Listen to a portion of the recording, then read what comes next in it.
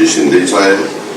मंत्रिमंडळातील माझे सहकारी Mangalprabhat Lodhaji, advocate Ashish Shelarji, doctor Neelamtai Gorheji, doctor Pankaj Bhoyarji, Rajyasabha सदस्य मिलिंद देवराजी, विधिमंडळातील आमचे सहकारी सुनील शिंदेजी, सचिन अहिरजी, महेश सावंतजी, कालिदास कोळंबकरजी, सदा सरवणकरजी, माजी आमदार किरण पावसकरजी, अनेक क्षेत्रातले उपस्थित असणारे सर्वच मान्यवर, ज्यांच्या विनंतीला मान देऊन आपण सगळेजण इथं उपस्थित राहिला, ते आमचे गृहनिर्माणचे अपर मुख्य सचिव असीम कुमार गुप्ता, तसंच मिलिंद शंभरकरजी, मिलिंद बोरीकरजी, आज आवर्जून या कार्यक्रमाला आलेले संभाजीराव झेंडे, आणि ज्यांना ज्यांना आज सावी देण्याचा इथं कार्यक्रम झाला ते बीडीडी चाळीतील सर्व लाभार्थी, घरमालक, पत्रकार मित्र, बंधू भगिनींनो, माझ्या तरुण मित्रांनो, आजचा दिवस खरोखरीच अतिशय महत्वाचा अशा प्रकारचा दिवस आहे. कारण ज्यावेळेस जागा देण्याचा कार्यक्रम होत होता त्यावेळेस आमच्या आई समान, आमच्या मोठ्या बहिणी समान अशा अनेक मान्यवर हे तिथं वडील समान हे चावं घेत होते. आणि सुरुवातीला तर काही जणांच्या डोळ्यामध्ये आनंदाश्रू आले. इतका आनंद आणि समाधान त्या सगळ्यांच्या चेहऱ्यावर पाहायला मिळत होतं.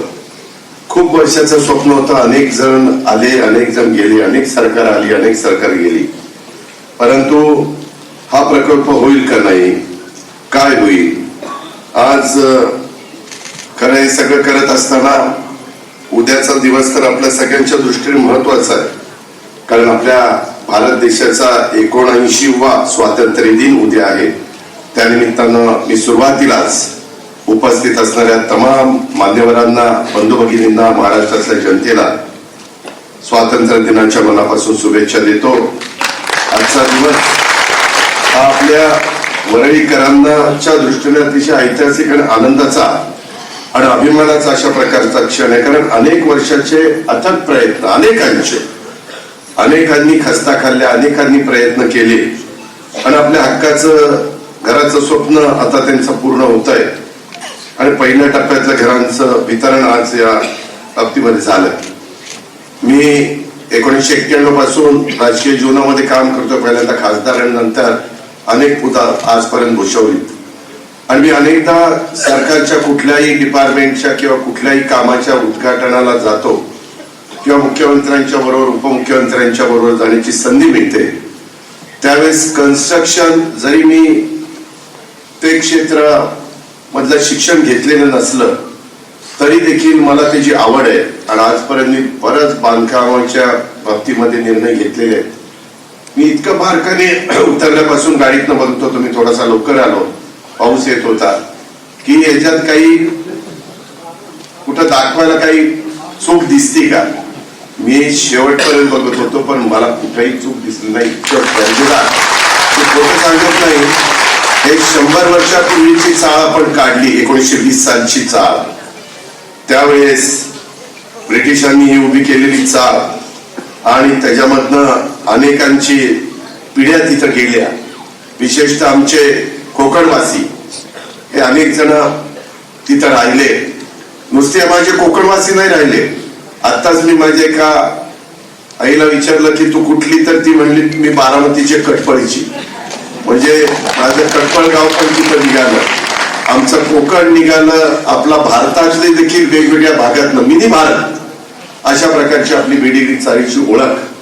आणि त्याच्यातून आज महायुतीच्या सरकारने हे सगळं काम हातामध्ये घेतलं आणि ते पूर्णत्वाला जातंय.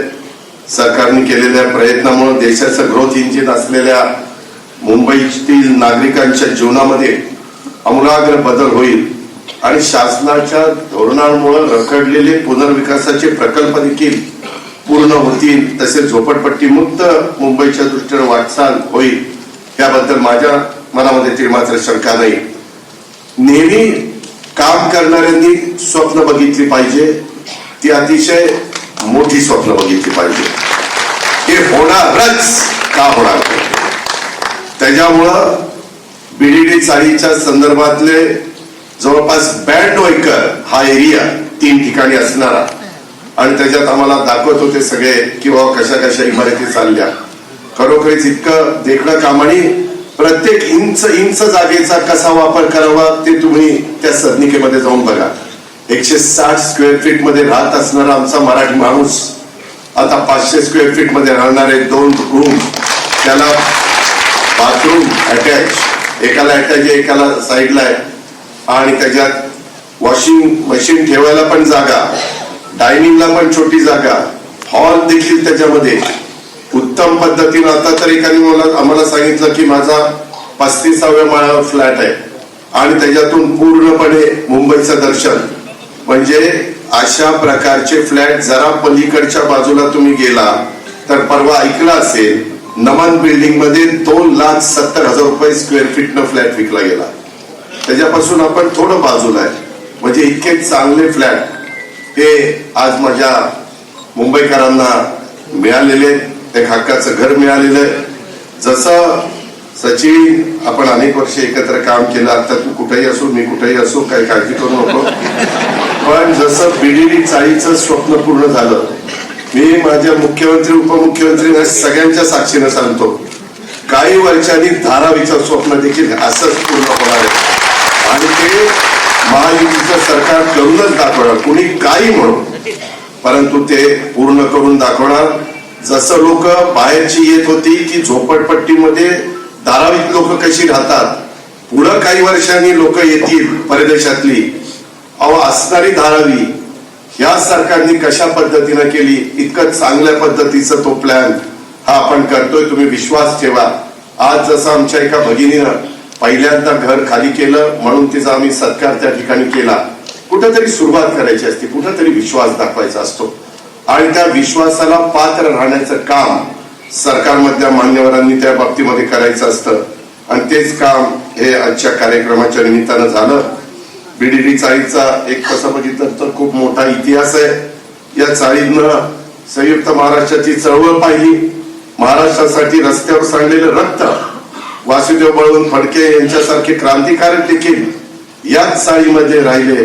बटाट्याची चाळ या पुस्तकातून जे पु ल देशपांडे यांनी चाळीच्या जीवनाचं सुंदर वर्णनच केलेलं आहे. अनेक